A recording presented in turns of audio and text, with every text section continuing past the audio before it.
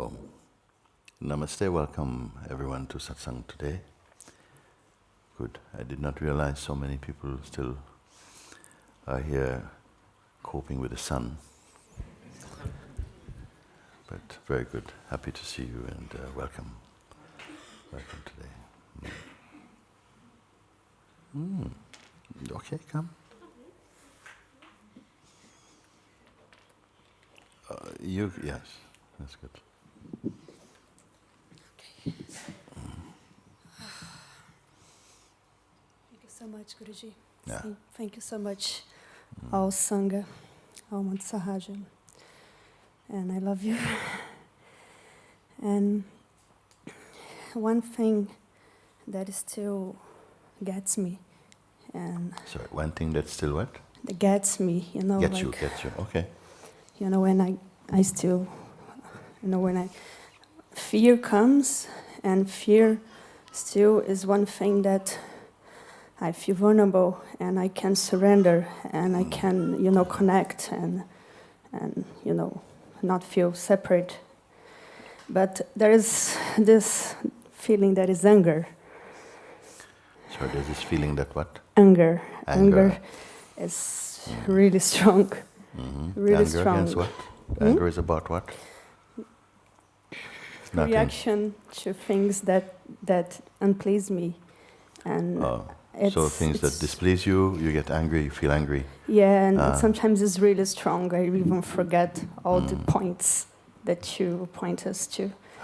So it's really strong to feel that. You act on it? You beat people up and things like that? I already did it. So. You did? I was only joking. I mean, you really did it. Oh my God. So, okay, carry on then.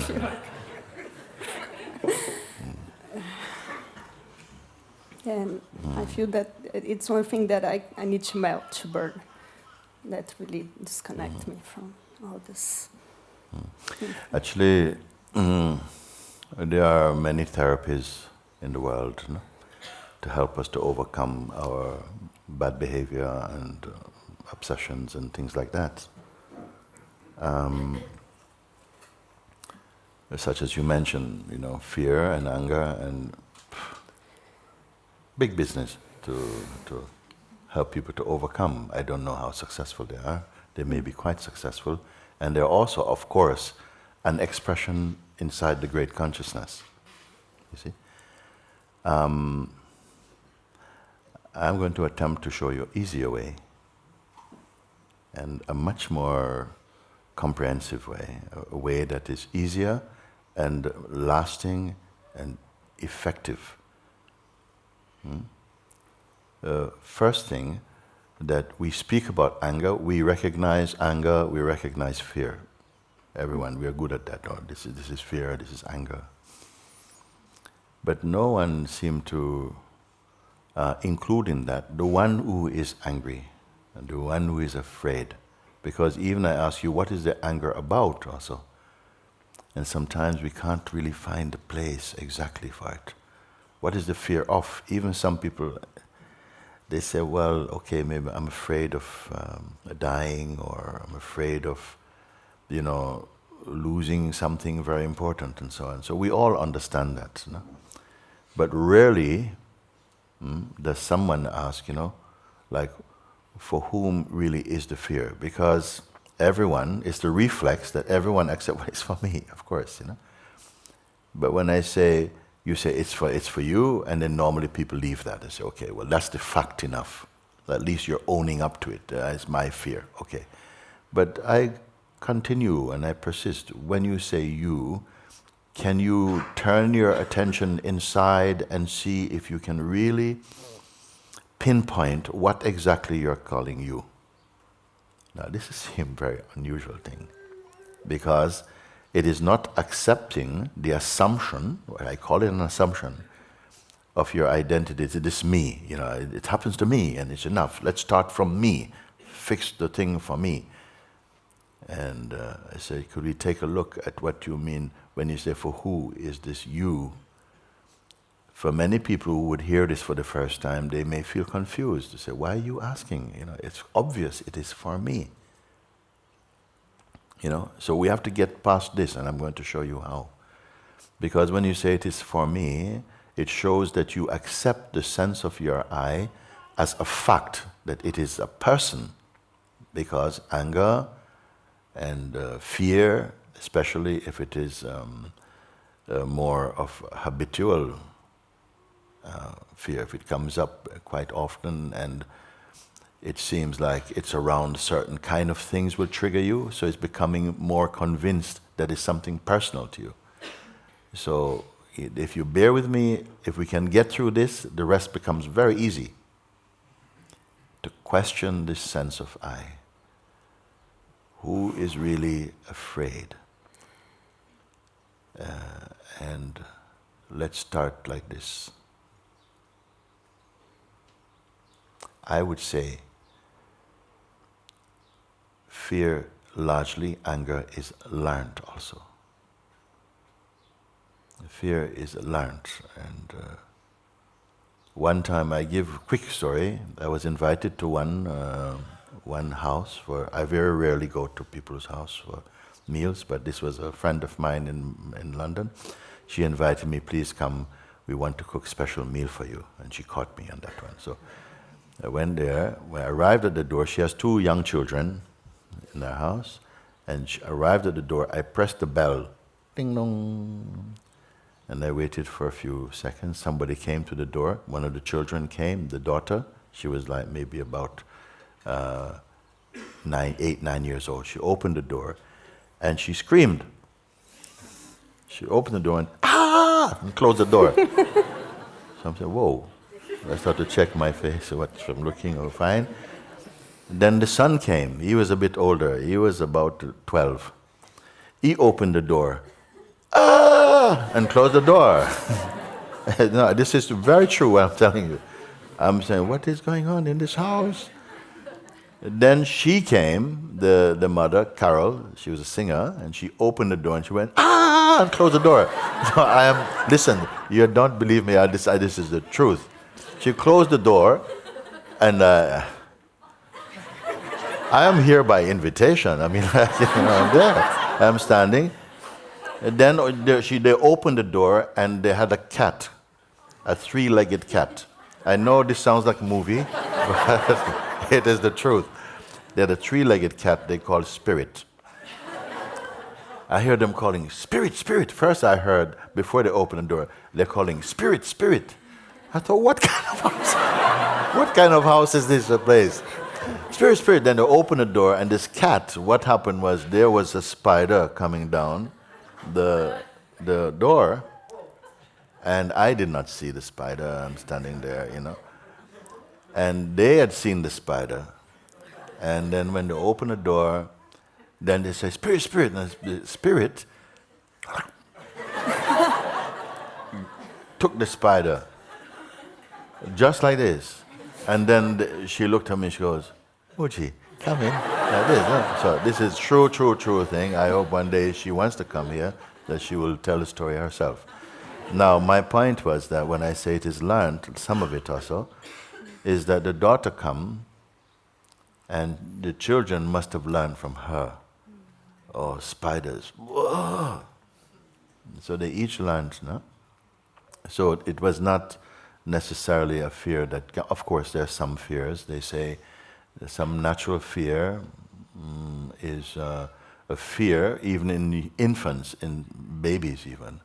The natural fears are, I've heard it said like sudden noise, sudden smashing a glass or something like that, they something like this, or the fear of falling, suddenly dropping, then some reaction like this. The others we pick up like that, no?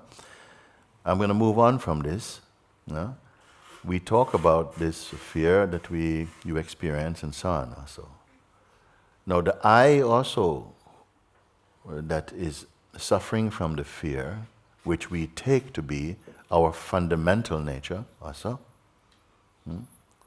If I say this one also is not true, this is the idea that we have of who we are, our conditioned identity also. We are earlier than this. We are earlier than this one, the one who says, yes, this has happened to me, and blah, blah, blah, blah. But no one doubts it because it is the universally accepted identity for everyone. It is as though consciousness intended that when it diversified itself in all these different forms, you see, that it would assume the identity of a sense of what we call a person, which is shaped out of conditioning and the belief, I am this body. This is what I am, this body. And wherever I grew up becomes whatever I've drawn from this. The I feeling, when I say whatever I have taken from this, the I feeling is natural. The sense I am, it really symbolizes consciousness. I am. Am means to be. I, consciousness, exist. That's what it means. We may never have been told that. No parent, actually, christened their child, your name shall be I. Where did the I come from, you see? And everyone mentions themselves first I. I like this, I believe this, I am this, I know this, I want this, all these things. But no one ever questioned I. Everyone refers to themselves fundamentally as I. I hear that also in Japan even, they don't use this terminology so much, I. I'm heard, there must be somebody Japanese here who can straighten me out. But still it is implied and inferred. That is there, behind every thought, every sentence, every action, the sense of I is present. It is the first principle of language. It is the firstborn of concepts. I. There cannot be the sense of you or other before the arising of I. Am I losing you, or I can carry on like this? If you're hearing it for the first time, it may take a while. And it's not just mental, I'm talking now. Because if you begin to recognize the power of this, what I'm trying to explain to you, and you come to recognize it experientially, it's going to make huge difference to the way in which we experience our existence, the life we think that we are living, and this world. It is at the very core of all true spiritual endeavors. If you understand what you are, if you know, you've heard the term, know thyself, know yourself. It is not know your person. It is not knowing your personality. It is not knowing your ego. It's knowing truly what you are. So we are going to start there, like that, to talk like that. We are largely living in the idea we have of ourselves. And our idea that we have of ourselves keeps changing. There is nobody who will not admit that. It keeps changing. One time you feel like this is me, this is my way, and this is how I am, and so on. Another time you will feel differently. We outgrow. We have different versions that we have accepted over time. Is it true or not? You see, I myself remember the days I've told you when I used to have big afro and, cheesecloth shirt, flared trousers, clogs in London, this type of thing. And I told you before, when I took a picture, I loved the picture. I said, whoa, I've discovered my eternal style, man, wow, like this. And then a little while later, I don't want anybody to see the pictures. I said, no. So we are like this. In our expression in life, we outgrow different modes of our identity. Which of them is really you? If we could dissect, if you are 30 years old, and we dissect your lifespan over every 5 years, we took a little video about you and speak with you. What do you think about life? And what would you say about yourself? And what do you like? And so on. And you compared these every 5-year videos with each other, you'll see that something is not consistent. There is a consistency. And I will tell you what the consistency is.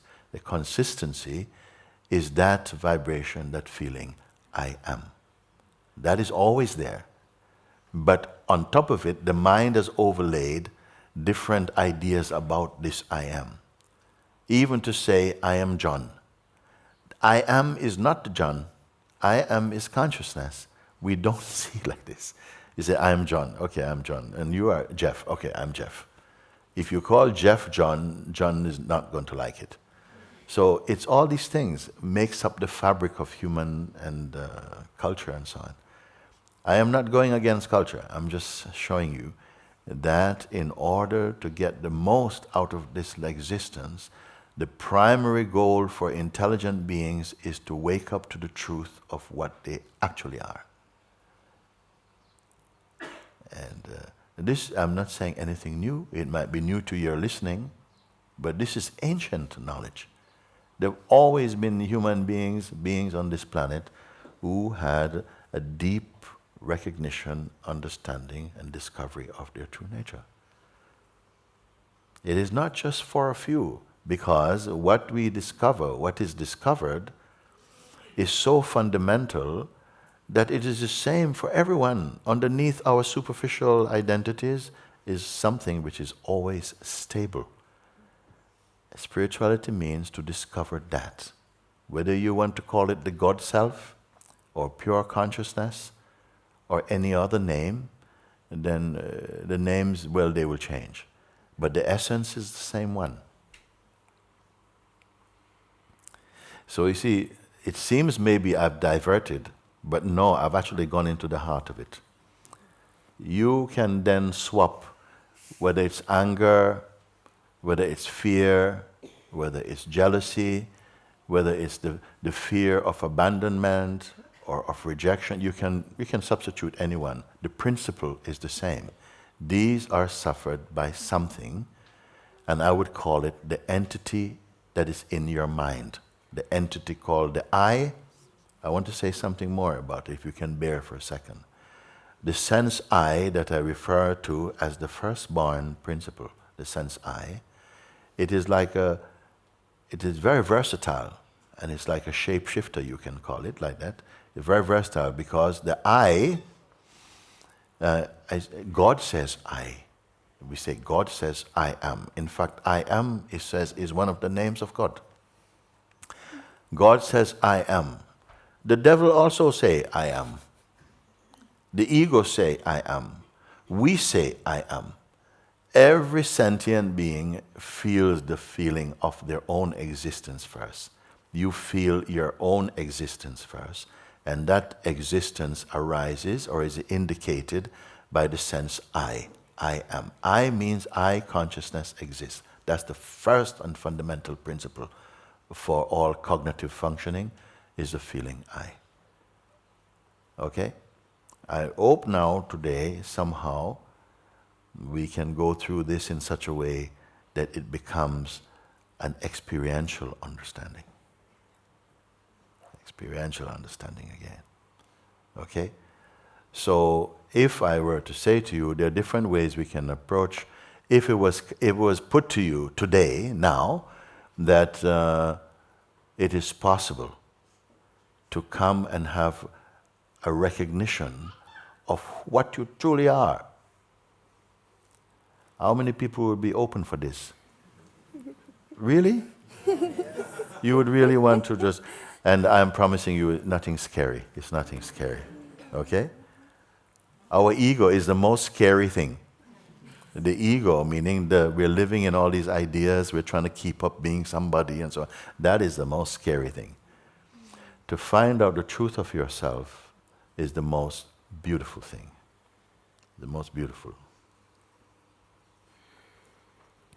So I said in the invitation that we listen to here as one of our meditation morning listenings is precisely introducing this.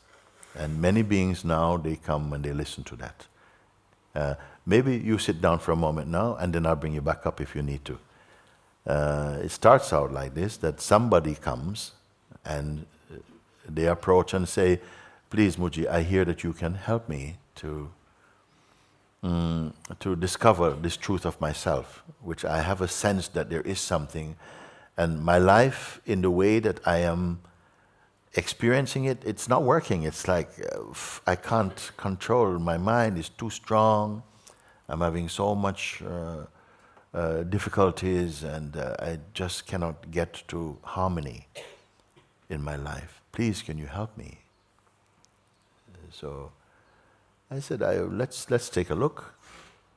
How about if you, let's start like this, that whatever ideas you have, if you genuinely want to find this, I'm going to give you a short guidance, and then after this, I will ask you just a few questions from there. This is what the invitation really is. Just a few moments, and in the time that I'm speaking with you and guiding you, I'm going to ask you that you don't pick up things from the past. We're going to try and get to a place first to be empty of all our ideas about ourselves, just for this short time. So every idea you have about yourself and your memories and all of these things that you think, that you have believed, that you have accepted, for the moment, I'm going to ask that we leave them aside for now, and that we can pick them back up after the exercise is finished. This is the invitation we're doing today. So just leave everything aside. So if you imagine that, there was a little hole at the bottom of your foot, and we open it, and all your information is leaked out. Can we try like this?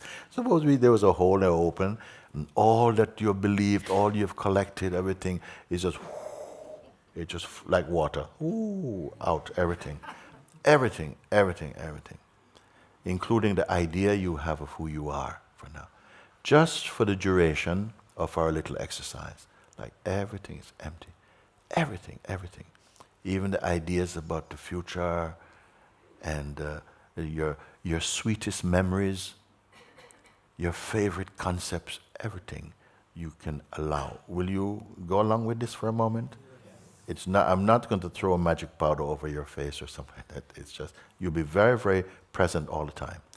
Everything is gone, including even your name, even the desire for enlightenment also, which is what started this exercise. Even this for a moment I'm going to put, let's just leave it alone. Let it just all drain out, right out. And when every drop is gone, and we wring the last bit out, last bit, nothing you're holding on to. Okay? If every concept, every idea you have about yourself and about life, your belief, everything was just left drained out. Not drained out into the earth, we put it into a bottle so that when you're finished, you want it back, we top you back up again with all your stuff, okay?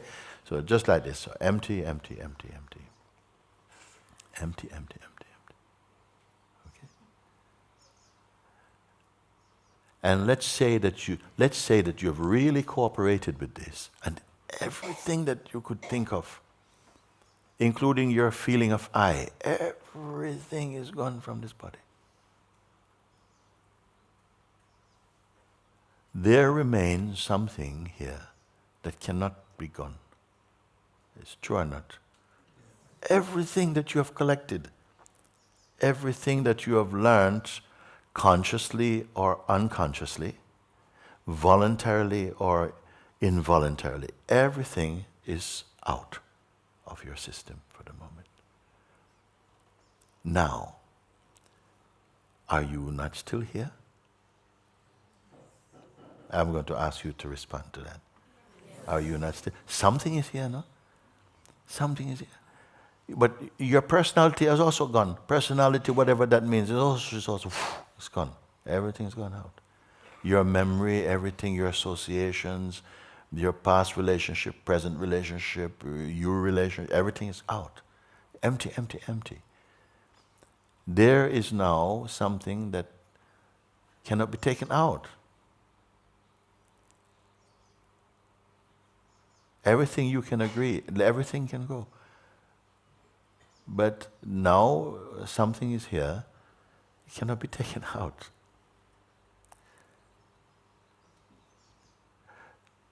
this that is here now, whatever it is, I'm not even going to give it a name. Here we tend to call it the is, what is, or the isness, just isness, okay?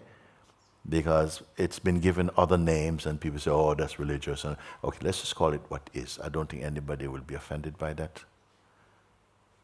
As a working title, I say just that is. So everything is gone. But what is cannot be taken out.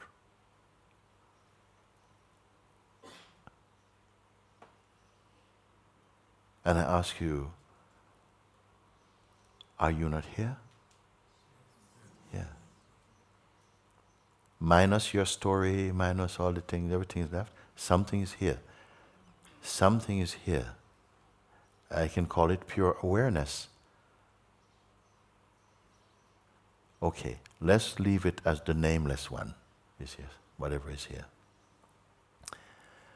I have to ask you to leave everything, including your mind, your knowledge, your university knowledge, everything you have, leave everything aside. Don't speak about it, anything past or future, or even present also. Don't. Just be what remains. Everything else we have asked to be left aside. Can I move on in this? Yes. Okay. That which is here now, does it have a name? And each one I'm asking this question to, okay? It doesn't have a name. Is it an object?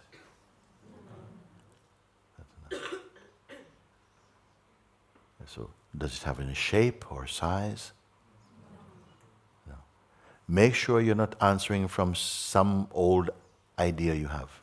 It must be fresh now.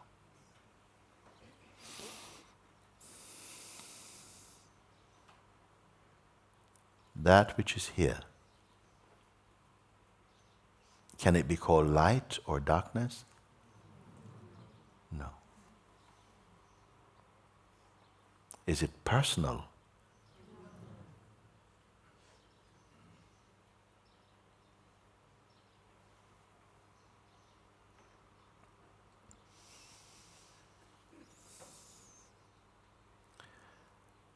Is it male or female? That's a weaker response.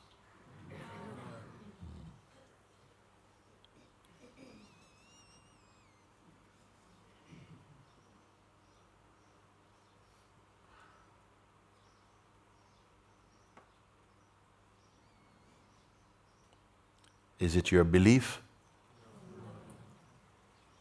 Imagination, maybe? We're sure we're not making anything up? It's not imagination.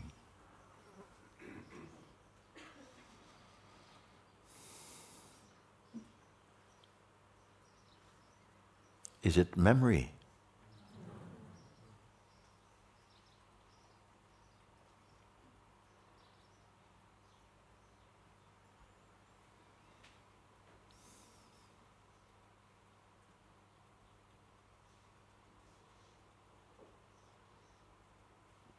Is it religious? No?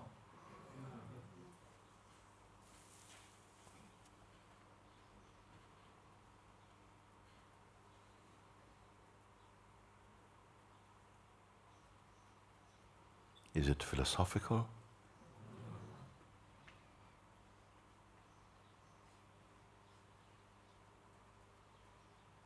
Is it a practice?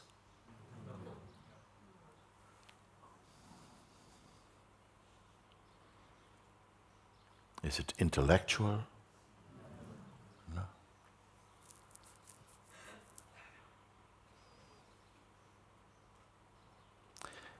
Can it fade?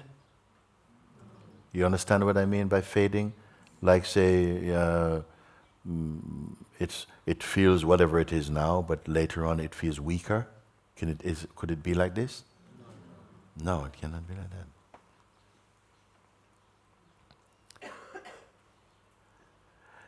Is there a boundary for it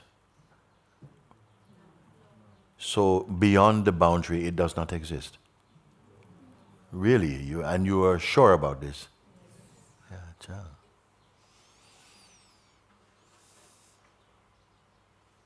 Is it created?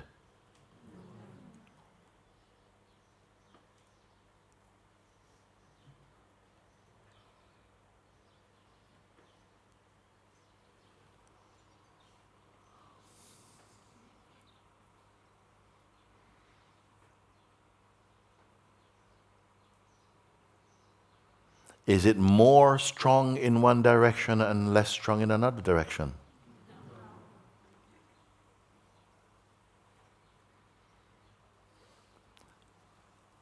I've asked this question before, I'm going to ask you another way. Was it born?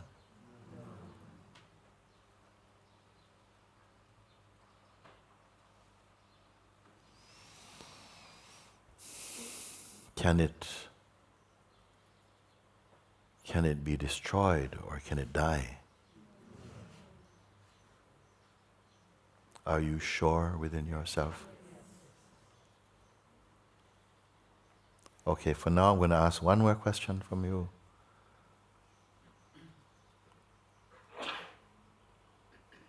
Is it a journey? It's not a journey.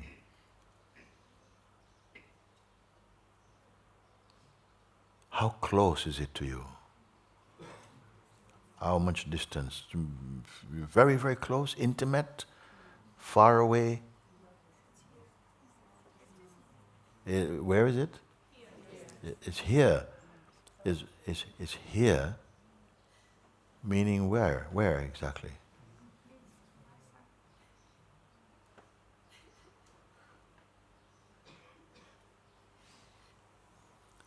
So what I'm sharing with you is what I have been sharing with as many people are open to follow it. I call it invitation. And so I'm going to just remind you of some of the questions, some of your responses. I asked you if it is an object, you say it's not an object. It doesn't have a shape, it does not have size, it does not have color. And I asked, can it get sick or depressed? This I didn't ask before. Can it get sick? No. What about depressed? So it cannot get sick, it cannot get depressed. It is not a philosophy, it's not a belief system, it was not created, it is not imagined. It cannot fade.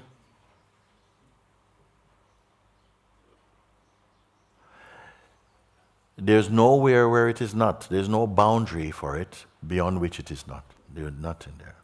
It's not more in one direction like it's in the east and not so strong in the west. There's nothing for it like there's no measure for it. It's equal.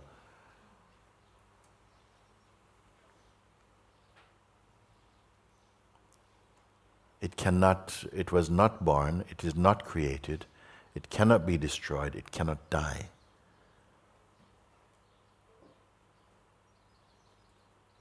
Did it have any beginning? No.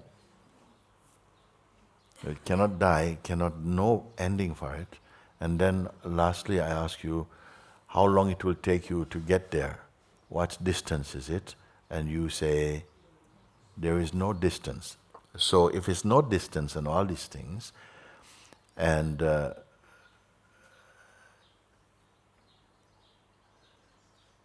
all your responses are about you. It's you. Whoever you are. You seem to have a name, but this doesn't seem to have a name in itself. So again I'm asking you, is this true?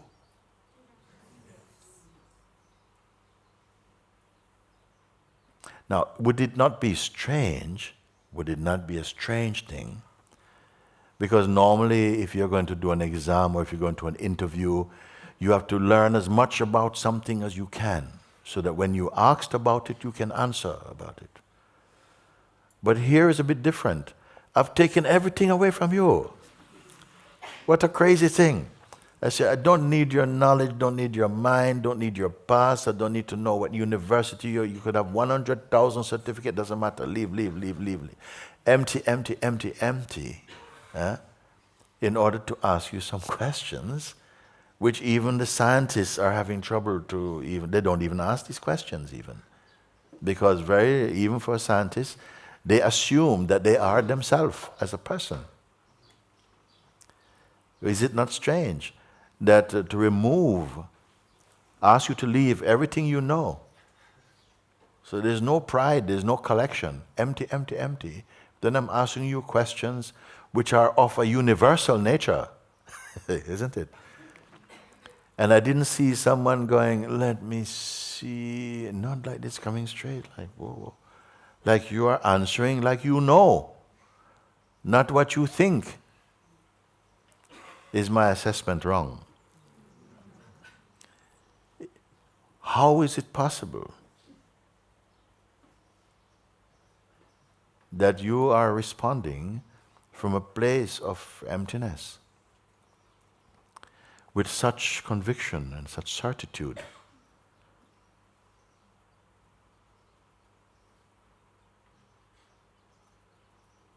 So that's it. The exercise is finished.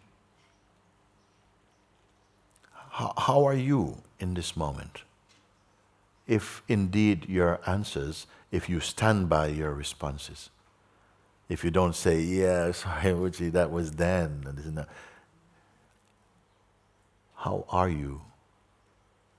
Check inwardly. How are you? Are you in a very disappointed state?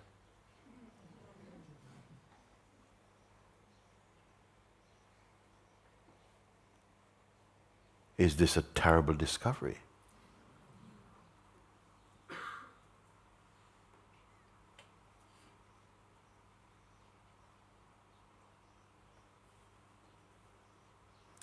So if this is, so what I'm saying, if it is, it means that it is like it is now, and any other time it would be like this. If this question was being asked 100 years ago, would the answers be different?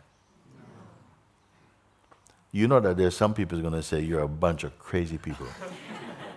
If I were to ask this question in 1,000 years from now, same questions, do you imagine that the answer would be different? Why? Because it is the same one. Is it the same one here and a different one here?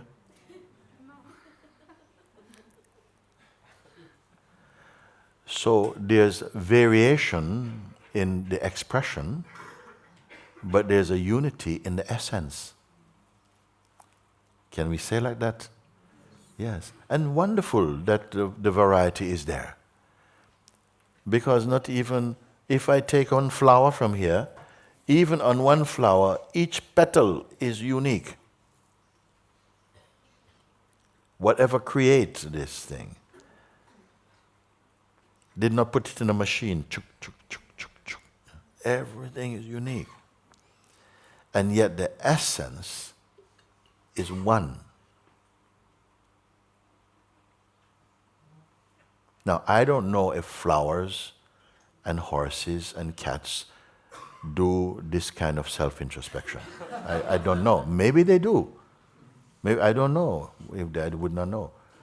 But we have the capacity to do what we are just doing now, to look like that and to experience. Now the experience is over? It's over now? Can we step away from this discovery? Go back to daily life and everything, hanky, danky, like that? Or does this have some significance? Was it just an intellectual exercise? Or could it possibly be a discovery? It is the only thing that cannot be forgotten. This is the only thing. Even, listen, even he say, it cannot be forgotten. And yet I say, we are discovering this now. But where has it been all our lives?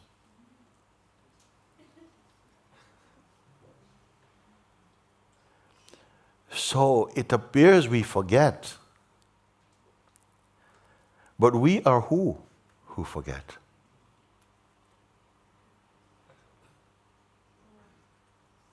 Are we that? Are we this that we talk about? Did this forget? Can it even remember even? Therefore, I said once, I am. Before the idea that I could forget myself or that I need to remember myself was believed. Does it make sense? I am, meaning I am this. Before the idea occurred to me that I could forget myself or that I need to remember myself. Before I believed that idea and accepted that idea, because once I accepted that I could forget myself, I started to forget myself. And when I've just told about, you can remember yourself, I practically remember myself. I remember myself. So before the idea that I could forget myself or that I needed to practice remembering myself, before I developed that belief, I am this. But yet, we had to be consciously recognizing this again. Why? Otherwise, we are just living in the dream of ourselves as a person, doing our own thing, moving like that. And now, I want to put, is this too much? Should we take a little break and so we can a little bit? Or we can continue a little bit? Whatever we say happens. Whatever we say is a happening. Has a context and time. Something happens in time. Would you agree with this or not? Yeah? It has a beginning, a duration, and then finish. Then we say, this thing happened to me yesterday, this happened when I was 16, this happened to me last week, this happened to me last night. No? It's something that has a beginning, as an ending. We agree or not? Okay. Now, it is as though when we look, if I could ask you to look at something you say something happened, actually this happening that you are looking at is a play. It's happening, right, inside a huge, immeasurable space of a non-happening.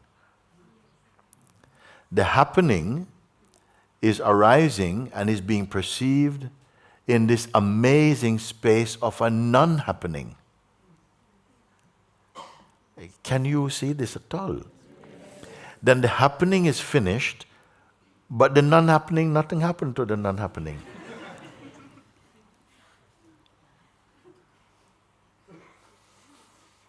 Is this a belief or is it something provable?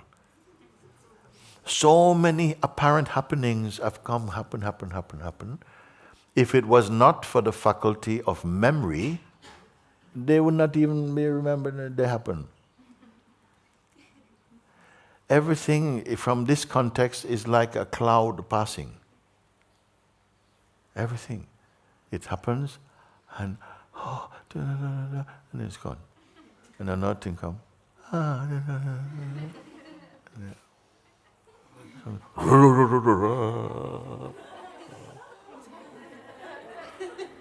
But everything appears to be happening in the immensity of the non-happening. Could I put it also that even the sense of yourself as a person is a happening also? Appearing in the vastness of the non-happening, which is what you just discovered.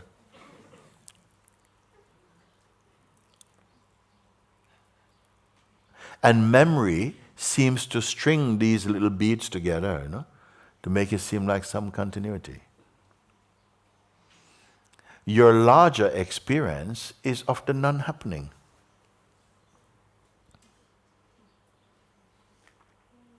Is the non-happening an experience?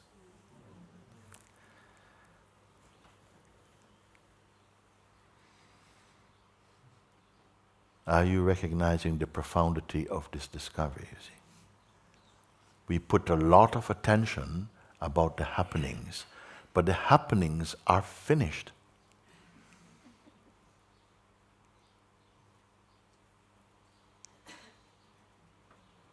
And if you don't know this, I'll tell you what could happen. Once I was in Brixton in London, no? And I remember I was pushing my bicycle. I used to ride bicycle in those days. I was pushing my bicycle. I had this headache had come. And I just felt like not riding anymore. The riding was making it pulsate more. I was just pushing the bicycle along the road. I'm remembering this. A lady came and she says, "Hey, Mooji, how are you?" And I said, "I'm fine. Actually, I just got this headache right now. And I'm just having a walk nicely." "Oh, have you taken something for it?" I said, No. You want to take some water? No, I'm fine. "Okay, I hope you get better and everything." "Oh, thank you. Okay? So time flows on. I saw her 6 months later. "Hey, Mooji, hi, how are you?" Yeah. "How are you now?" "How am I now? About what?" "You know, last time I saw you had this big headache and the thing like that." I said, "That's about 6 months ago." She goes, "Yeah."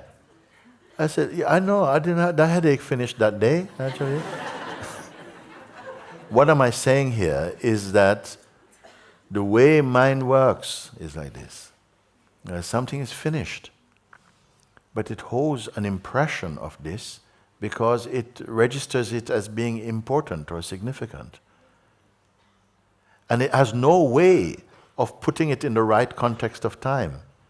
So 6 months has gone, so many things have happened in 6 months, but she's picking it up there. Or if you have a feeling of a hurt that happened, it could be 20 years ago, it could be 1 week ago. But the mind is keeping it now. Every time you mention this name, it brings back this thing here and this. It cannot let go of it. Even a cloud you cannot bring back. A cloud comes, it passes, it's gone. It's gone. But you took a picture of it because you love that cloud and you want to have a continued relationship with this cloud. The real cloud is gone. Cloud is gone. Bye. It doesn't even say bye, actually. It's gone. But something has held an impression of this in the mind and gives it a longevity, it gives it a duration that it doesn't naturally exist. And we are doing this all the time. What you have just experienced through the invitation, I asked you, can it fade? Is it an experience? All experiences have beginning and ending. They are also like happenings also, generally speaking. Is it a state? States also come and go.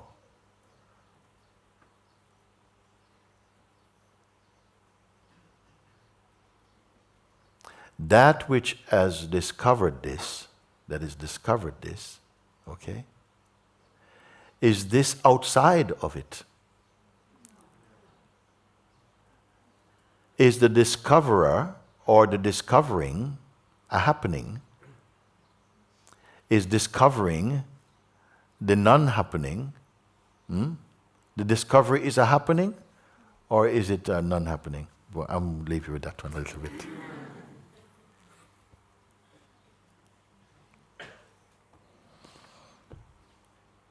There is something, you can come if you have something relevant to say on this one.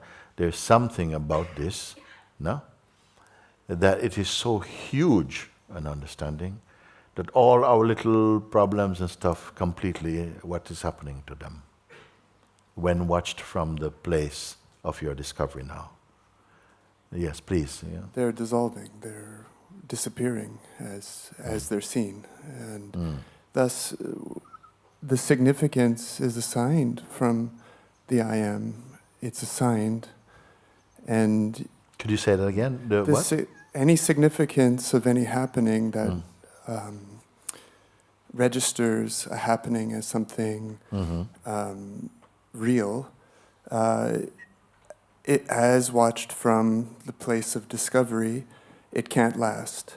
And thus, it feels like the only true significance is in the void of the place where significance is absent.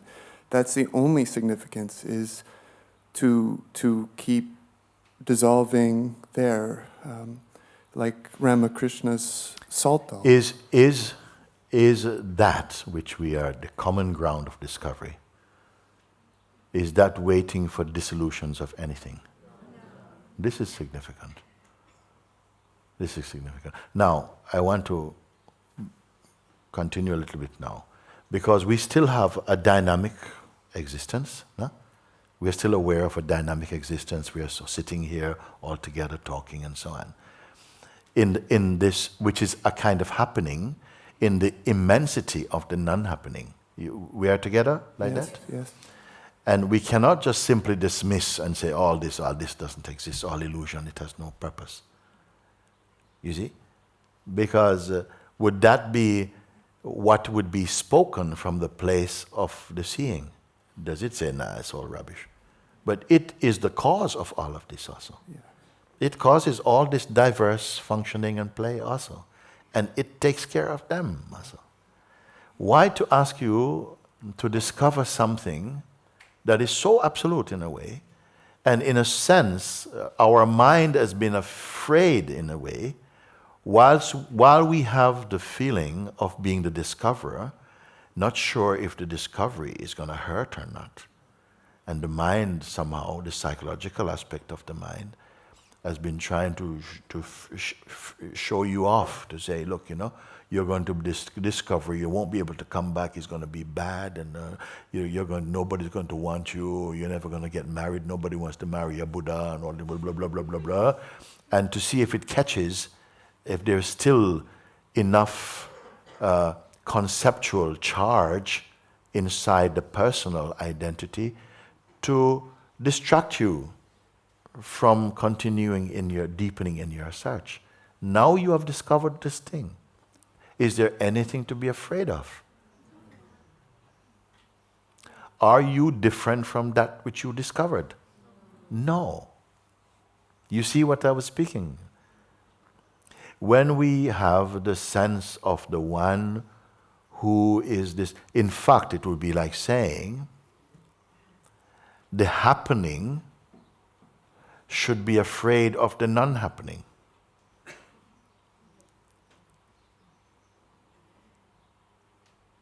When the happening is watched from the non-happening at the same time.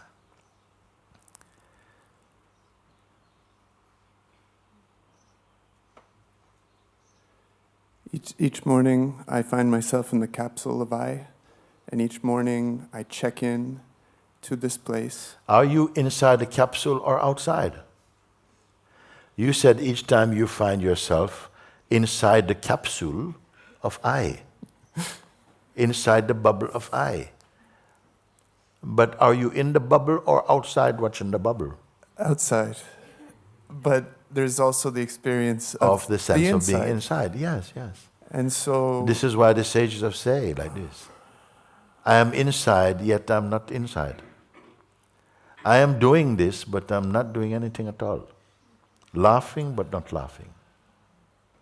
Running, but not running. So it seems a paradox. But now from the understanding, you see where it's kind of okay. It's sort of true. Yeah. You are also the non-dynamic, and you are also the expression of the dynamic. The dynamic is in a play of time and change. The non-dynamic is beyond time, is timeless and unchanging. And it is important, this discovery has been largely missing from the consciousness of human being, of our non-dynamic root. When I say non-dynamic, it's not dead, is it? No. It's not stagnant. No. In fact, no concept can convey what it is. Do you regret the discovery? No. Okay. So now, how does that relate to the sense of the person we take ourselves to be in daily life, having this trouble and this thing, and then next I'll never interview, I'm running out of money, I don't know. How does that relate? It's the substratum in which that dynamic one emerges. Yes. Yeah. By discovering your fundamental nature, then the dynamic is now unfolding in front of a wiser base. When the dynamic, the star of the movie was the person, it's a bit of a mess, isn't it? Let's admit, no? Struggling to try and keep things together and all this type of stuff. From the non-dynamic understanding now, what happened? Actions, reactions, interactions are also part of the natural, spontaneous unfolding. It is not pushed about by some personal driver. Do you see this? Or there will be a lessening of the interference of that sense of a personal doer. That is what largely produces a beautiful life. It's not that. The life is beautiful, can be said like this, but only if you are beautiful. You are beautiful would mean what? That you are free from the molestations of the egoic identity, which tends to be insecure, selfish, fearful, needy, not inclusive, tends to be exclusive. All these things. When those are sieved out of the consciousness, a purer functioning is seen. It's not the purer functioning starts to happen. It was always there, but it was not seen. You see, as this illumination takes place in the mind, where you come to higher states of consciousness, it is the same phenomenal world, but seen from a higher level. A higher level of consciousness. Like each step you make becomes almost like a plateau where all that functioning is seen on a higher grade, a higher level of consciousness. Playfully I say, there's 5-star consciousness, 1-star consciousness. It's all consciousness. But the more evolved, meaning what? The less your consciousness is distorted by personhood, the more perfect things are unfolding. And it's not even that you are so attached to the unfolding, in fact. It's all provisional. It's all providing something to, like grist for the mill somehow, but it's not ultimately significant. This is what I'm seeing, is that the sense of doership comes, and that is an opportunity to recognize what that's pointing at, the truth. In fact, it's not so much doership. The life force is the doer, you may say, in the consciousness. Actually, there's the activity, but there isn't necessarily somebody doing it.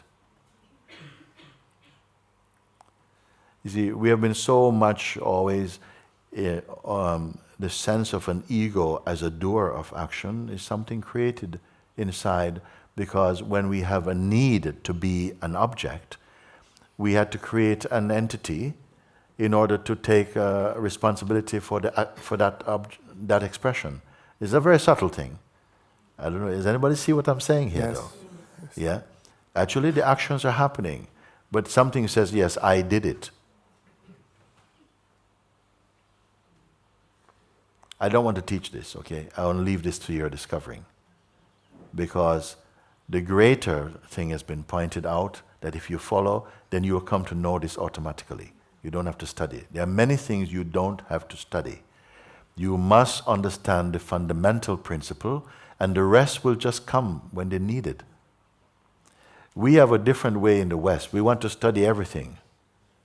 and yet we grasp very little. But you can actually have someone who grasps everything, but have studied nothing. How did that understanding come? It's not out of book. There's a knowing that comes just out of a sort of synchronicity. When there is the ego is not interfering, it is in perfect alignment and synchronicity with the cosmic pulse. And there is just a knowing. It's integral. It is not in friction. It's not against the cosmic current, if you want to say like that. It is one with it. So it can appear that people say, like in the time of Jesus also, when he spoke, they knew him. Many people who knew him in his community, in whether it was in Bethlehem or whatever it was, Nazareth or whatever, Nazareth, because they call him a Nazarene, no? One time when he spoke, some of the people say, where did he get all this wisdom from? Where does he get all this knowledge from? You never go to university? How suddenly he's speaking like this? Because he had discovered his oneness with the universal being.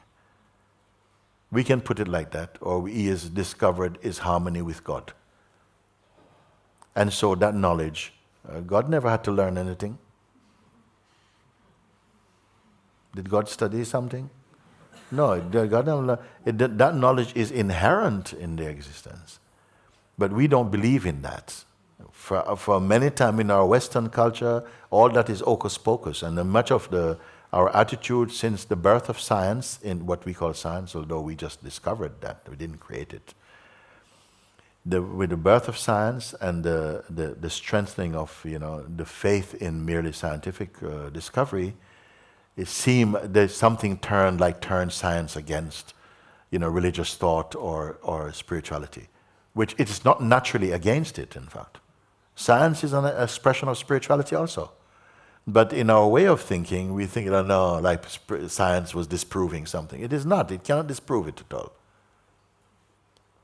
It's just that it's not able to prove it.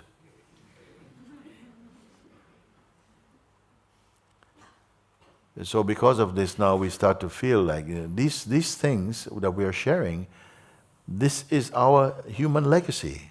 It is natural, it is inherent in consciousness to know these things, but we don't value this anymore.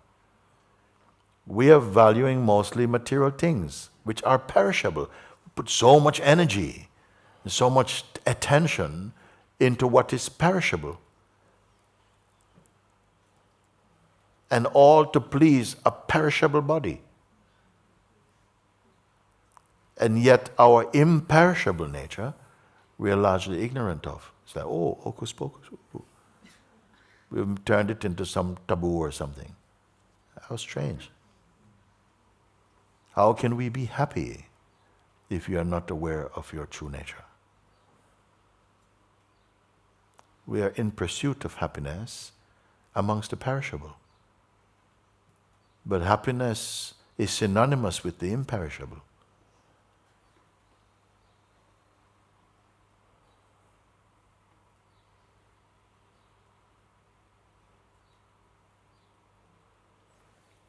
You want to say something still? If you want. Thank you.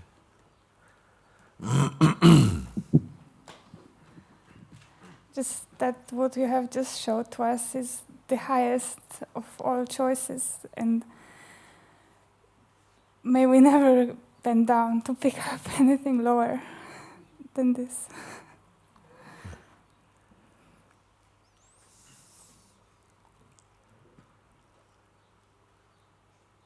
You have become yourself. A strange thing to say? Or we can say, you have become yourself.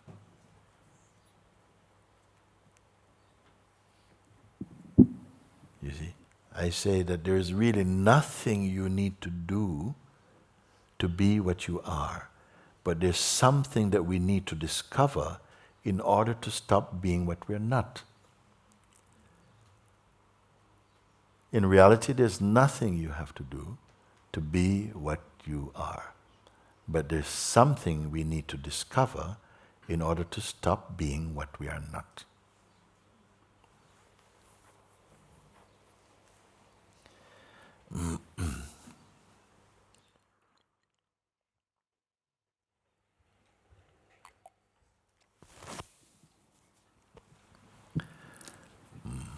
Thank you, Guruji. Thank you.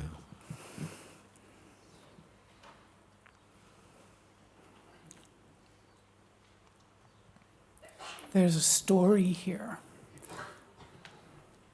that makes stories everywhere. Every form, there's a story. And those stories feel like pinball machines.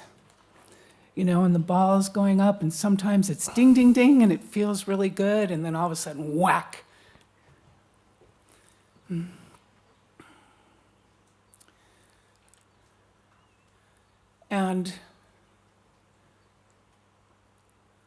And that's a story too. The place from where I've been looking is a story that I have believed. Is the one who looks a story? Yes, If the one who looks is also a story, what knows that? what I am. When are you going to be what you are? When I stop paying attention to all these stories. I mean, I already am what I am. I get that. We get that too. I get that. Yeah. When are you going to be what you are? Then you say, when I stop giving attention to these stories. No? This is true. In fact, that's one way you can say. When I stop giving attention to this story, then somehow the attention drops back inside what I am. But something seems to, like some reflex, it goes back into making stories. A story machine. It keeps making stories and stories. You see? What's keeping the story machine going? Tell me. Right. Yeah, I think it's the story I've believed. I don't know. It's just.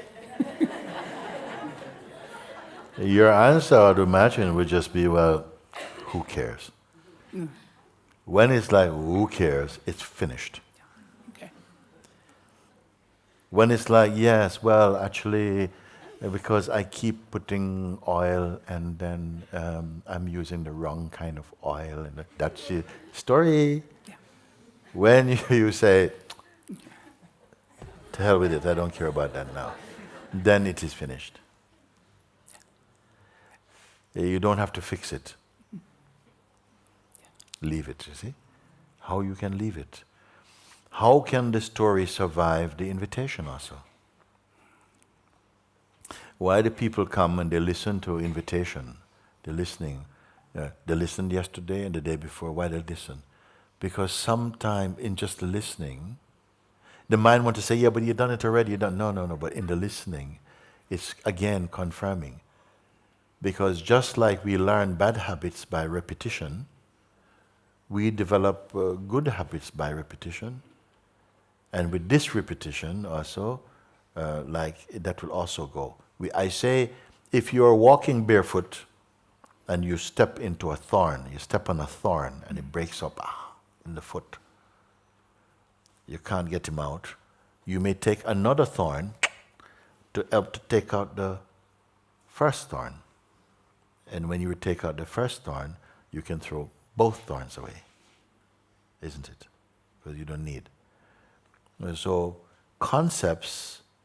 certain concepts are the thorns to remove the ignorant concepts, the wrong concepts.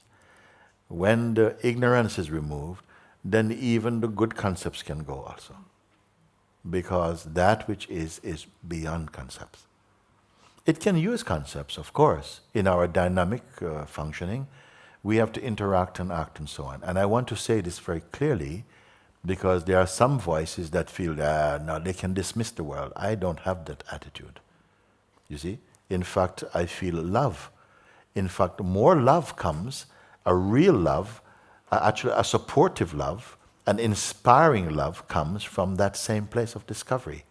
And it invigorates and nurtures and embraces the whole world, actually. Not selfish love, not the I need love, but the generating love will come. It is part of it. Just like this whole play of life on a sentient expression doesn't exist only on planet Earth, I'll have to tell you, okay? In all the galaxies, in fact, is supported by the same one source. It is like that. Whatever species we may find, it is supported by the same one source, like that.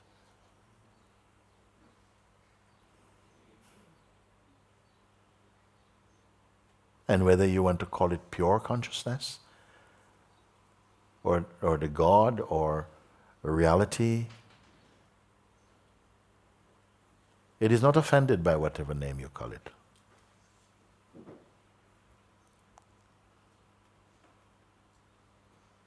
But the one who really has discovered is happy with every name and with no name. Because nothing can alter the perfection of the Absolute.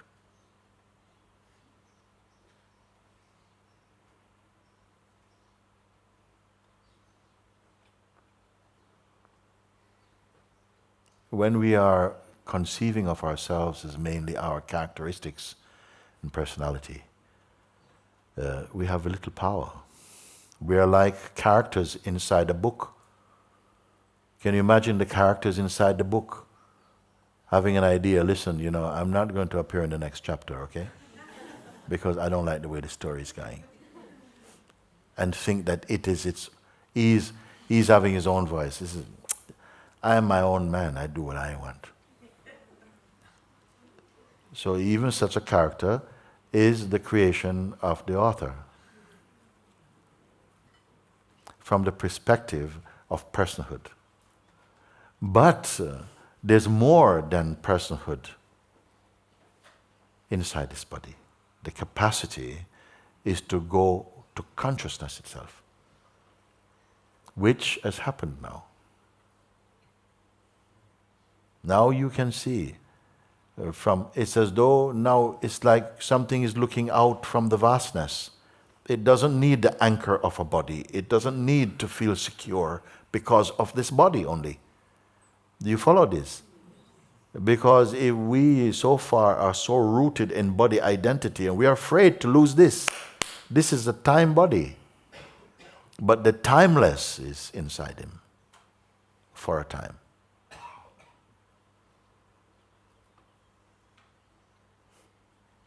So the tendency, maybe as in your case, you say sometimes, I see this fruit machine, the story machine is making up, it tends to do this.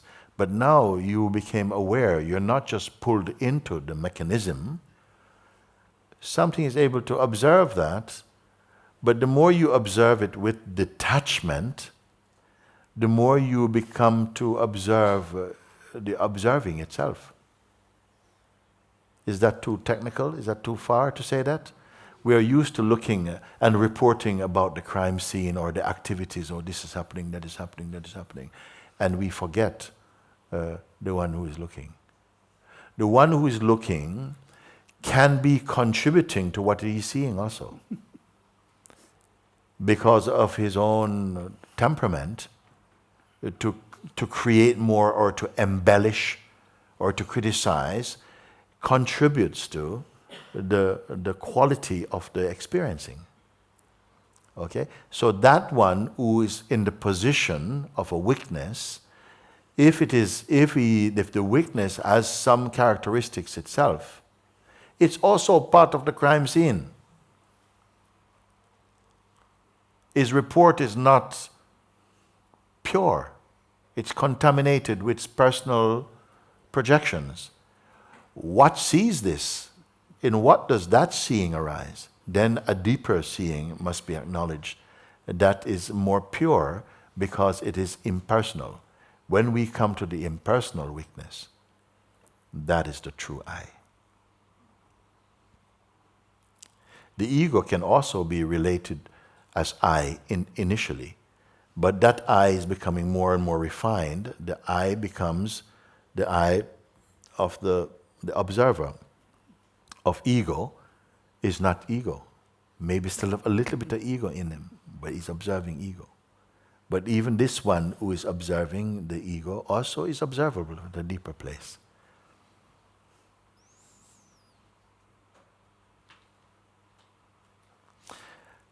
I want to share a little bit about this thing of the third birth. You want to say something more about this? I just want to say thank you. Okay. My gratitude alone just disappears me. Very good. Did you say your gratitude disappears you? Alone, yes. Oh, that is excellent. I've not heard that said so much. So if the gratitude has replaced you,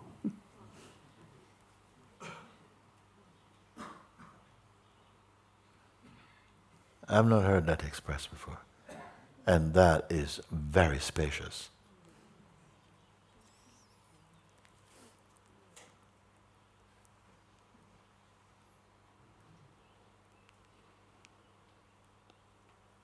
Very good.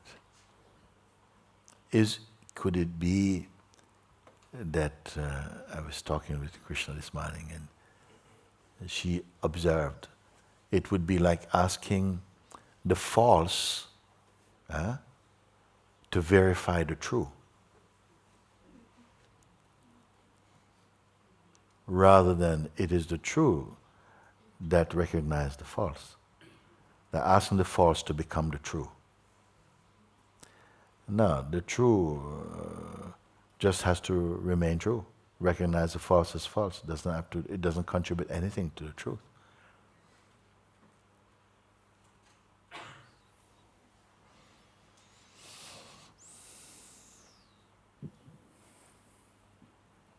Thank you, Mooji. Thank you. And have a bit of this. Yeah. Thank you. I just had a conversation with friends 2 days ago, and just this realization how long it has been to have the idea of having a bad day, or that something is going wrong, or and it made me realize how much has changed and how much has happened in this year I've been here, and from a lot of burning to overexcitement of what's happening and the seeing, so it became just so natural here. And I told you also before, it's so hard to put it in words, because it's how to put it in something when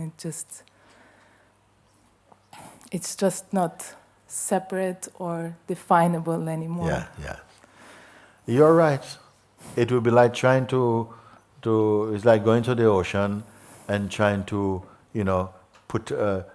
see a wave and trying to catch the wave into a little cup. And take home and says, oh, it was a beautiful wave. You see? You cannot do it. This is what you're finding. I love what you start by saying, though, also, that what happened is that a habit can persist, that we are talking about this thing, and it just wasn't so nice, I had just having this bad day, and you forget that you have surpassed all these things. Yeah? The mouth is speaking. Yeah, this thing, I don't know what's happening to me. And something inside, what the hell is that about? You have surpassed it, but somehow the thing is still, now you catch yourself at it. You now say, but I recognize that, but how much I have grown. Maybe take someone else to remind you how much you have moved on from that. Why are you still talking about that?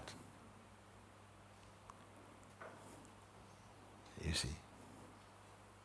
So this kind of, what I would call it, I don't know if you can call it a kind of vigilance, a quiet vigilance, not a sweaty vigilance, is rebuking the lie that appears to live, saying that's not true anymore.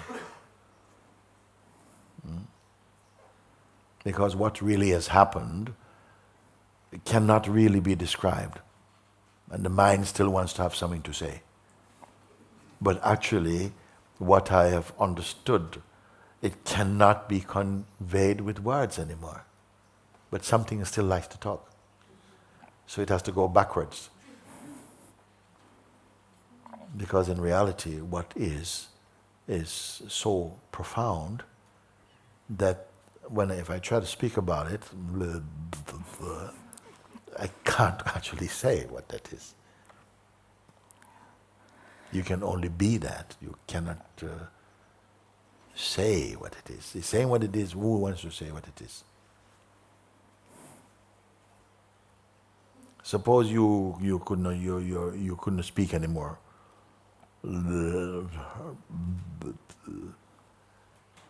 But you are totally awake. There will be still beings who are attracted to your presence. We venerate words because we feel we are so skilled with our tongue to speak things, you see. But we are communicating on other levels, more than just verbally. Your presence also is speaking of you. The quality of your movement and how you relate, so much is conveying and being shared from you. It's not just what we say. We give too much importance to that. So, yeah.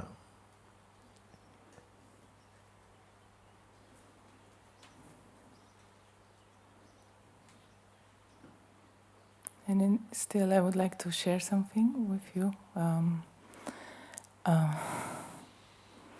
I was living with a dog for 10 years of my life, my own adulthood, and it was the first time I left her alone for 6 months to be here in Sahaja. And I brought her here in autumn, and 1.5 months ago she got very sick, very fast, and she died. And the sickness came very fast, and she got paralyzed in many parts of the body. It was a really intense experience for her physically and also for us. And it was so infused by grace, the whole thing. It just jolted us out of it. Just we had to be present in every day and every moment, and we didn't know what's going to happen. And just to be there with love, and I was so grateful every moment just to be able to witness that and to be there for her and to be able to clean her and to help her to do the basic things of life. And it was like God itself was there the whole moment. And I don't know, I can't even say, something has grown with that, and still I know I can not grow, but something is growing. And something... That same one is with you all the time. Yeah. But we don't tend to recognize it, except sometimes when we're under stress. You know. Sometimes, in fact, I'd say that it is almost impossible to come to perfect self-realization without suffering, without deep challenges and intense experiencing, because they give the necessary friction to give rise to the necessary aspiration to make it possible for you to endure what you need to endure, to go through. You know? Yeah, it just felt like such a blessing, and to be able to experience life so fully and with all its shades and not be touched at the same time. Yes.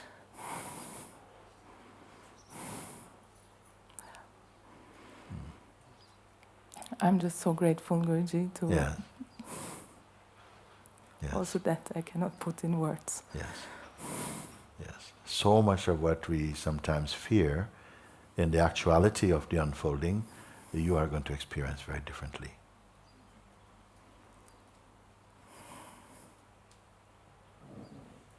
because the person self is thinning away.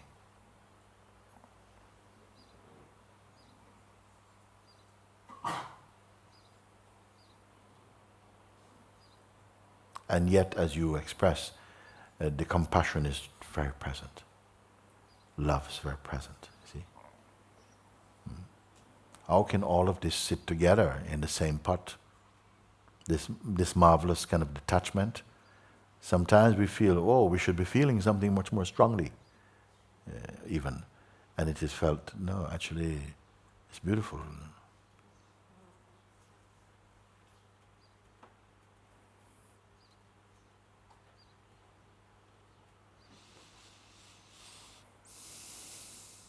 Thank you. I like that. Reflect on this. Thank you.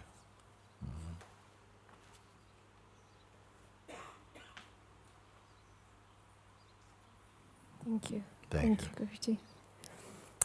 Guruji. This morning I found the thought of the day in a very forgotten cloth. So you allow me to read it. Yeah. It touched something very deep inside, and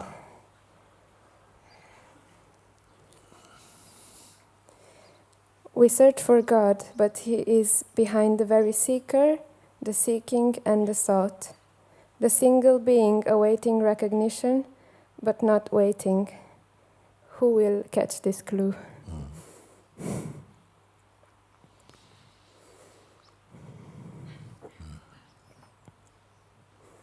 You got the clue. You got the clue. Everyone should get this clue. Also, as a result of this morning's guidance also. Watch what happens, you see, once you have come to that place of clear experiential understanding and recognition is there. Watch what happens with your mind. Does it say, okay, that was really good, but now I've got to get on with life and whatever like this? Does it dismiss it? Is it really honored? That which you can, for the moment, call the one medicine for everything, actually. Which amounts to the dissolution of the grip of the egoic identity.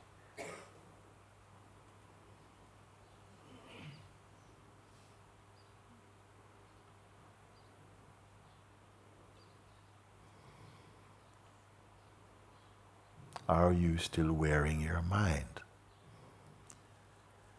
You see? And if it is, of course, you'll be able to detect that. Do we just accept that? Or are we living in and through and as that mind self? I won't say more about that. Very good.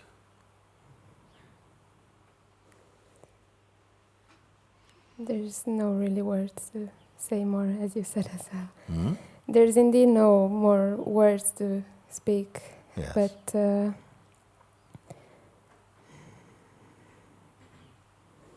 yes. Good. Thank you. That's good. Thank you. I love you.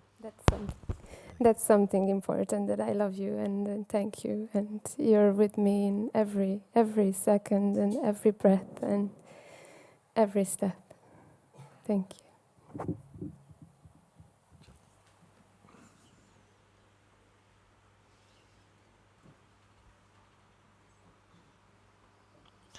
It doesn't matter how your mind feels, it's how you feel about the mind. It doesn't matter the mind come, but it's how important you take that to be. You see, the psychological, the darker shade of the mind cannot intimidate your purity, cannot intimidate who you truly are. It can only attack or intimidate your self-image, the idea you have of who you are, which is not what you are. So from this perspective, it's not a bad thing that the mind attack your self-image. Because if your self-image is not true, why are you protecting so much? The mind is doing its work. He says, if you keep coming to me, I'm going to bite you. You see? And still we keep going back. So this pain should deepen our aspiration to find that which is true. And what I'm happy for here is that I don't have to defer you to some place. Here, right here, you must find. Or you turn back and run away the other direction. You see? Because sometimes the mind, the psychological mind, becomes most loud here for some people. They come, you see? It's like because they honor duality. So very much this sometimes effects is more strong for them. But the one who comes and who is really sincere, even though they may feel a lot of struggle to come, but they persevere and they keep looking. You follow the direction implicitly, and in a short time, it all comes right for you. You see.